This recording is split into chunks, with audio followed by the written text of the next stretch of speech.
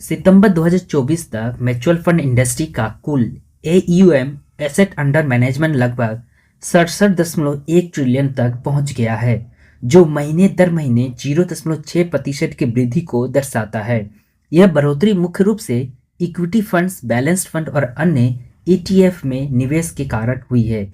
Equity funds में 1074 billion की वृद्धि हुई, जबकि बैलेंस्ड फंड में 167 बिलियन और अन्य ETFs में 159 बिलियन की बढ़ोतरी दर्ज की गई है। आइए जानते हैं कुछ ऐसे पब्लिक सेक्टर अंडरटेकिंग स्टॉक्स जिसमें म्यूचुअल फंड ने अपनी हिस्सेदारी 4% तक बढ़ा दी है।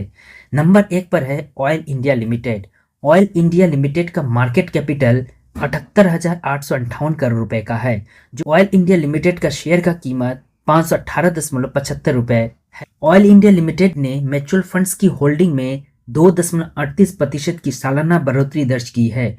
Q2 फाइनेंशियल ईयर 2024 में म्यूचुअल फंड्स की होल्डिंग 5.2% थी, जो Q2 फाइनेंशियल ईयर 2025 में बढ़कर 7.6% हो गई।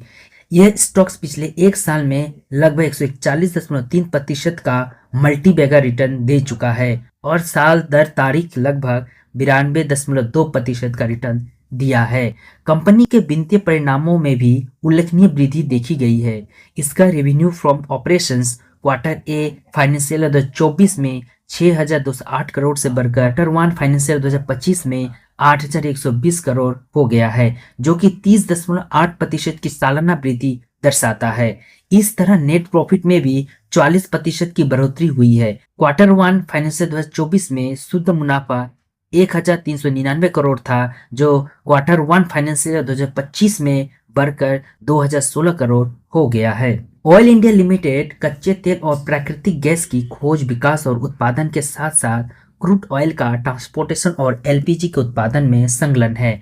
कंपनी विभिन्न E&P एक्सप्लोरेशन और प्रोडक्शन से संबंधित सेवाएं भी प्रदान करता है। दूसरे नंबर पर है bank of India. Bank of India का मार्केट कैपिटलाइजेशन की बात करें तो यह 44,024.3 करोड़ का मार्केट कैप है। शेयर का कीमत अभी 99.75 रुपए पर है। बैंक ऑफ इंडिया के स्टॉक्स में म्यूचुअल फंड्स की होल्डिंग में भी उल्लेखनीय बढ़ोतरी देखी गई है। कंपनी का revenue from operations Q1 financial 2024 में 5,703 करोड़ से बढ़कर Q1 फाइनेंशियल ईयर 2025 में 6,178 करोड़ हो गया है, जो कि 8.3% की वृद्धि दर्शाता है। कंपनी का नेट प्रॉफिट भी 40.6% की सालाना वृद्धि के साथ 1,709 करोड़ से बढ़कर 2,403 करोड़ हो गया है। बैंक का बेहतर प्रदर्शन और मुनाफे में वृद्धि ने इसे निवेशकों के बीच एक पसंदीदा विकल्प बना दिया है। बैंक ऑफ इंडिया, जो 1907 में स्थापित हुआ था, भारत के सबसे पुराने और प्रमुख सार्वजनिक क्षेत्र के बैंक में से एक है।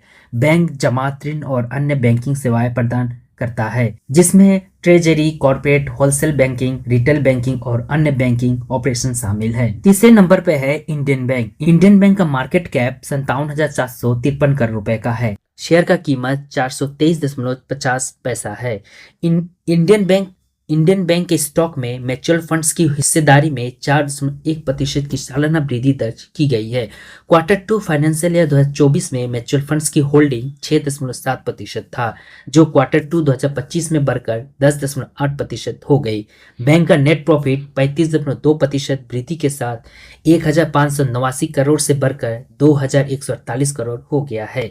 बैंक का रेवेन्यू फ्रॉम ऑपरेशन भी बेहतर प्रदर्शन करते हुए Q1 फाइनेंशियल 2024 के 4,201 करोड़ से बढ़कर Q1 फाइनेंशियल ईयर 2025 में 4,768 करोड़ हो गया है, जो कि 13.5% की सालाना वृद्धि दर है। इंडियन बैंक भी अन्य PSU की तरह प्रमुख सेवाएं प्रदान करता है, जिसमें ऋण वितरण, कॉर्पोरेट बैंकिंग और रिटेल बैंकिंग शामिल है। बैंक की मजबूत बैलेंस शीट और लगातार बढ़ता मुनाफा इसे म्यूचुअल फंड्स का पसंदीदा विकल्प बन रहा है। म्यूचुअल फंड की हिस्सेदारी में बढ़ोतरी यह दर्शाती है कि इन PSE स्टॉक्स में निवेशकों का भरोसा लगातार बढ़ रहा है। Oil India limited, bank of India और इंडियन बैंक जैसे स्टॉक न केवल मुनाफे में बढ़ोतरी दिखा रहे हैं, बल्कि मजबूत राजस्व वृद्धि और बेहतर भविष्य की संभावना भी प्रस्तुत कर रहे हैं। ये सभी PSU स्टॉक्स उच्च रिटर्न और स्थिरता के संभावनाओं के साथ लंबे समय के निवेशकों के लिए आकर्षक विकल्प बन सकते हैं। स्टॉक मार्केट में निवेश बाजार जोखिमों के अधीन है। कृपया निवेश करने से पहले खुद की रिसर्च करें और फिर अपने वित्तीय सलाहकार से परामर्श अवश्य लें और उसके अनुसार ही निर्णय लें।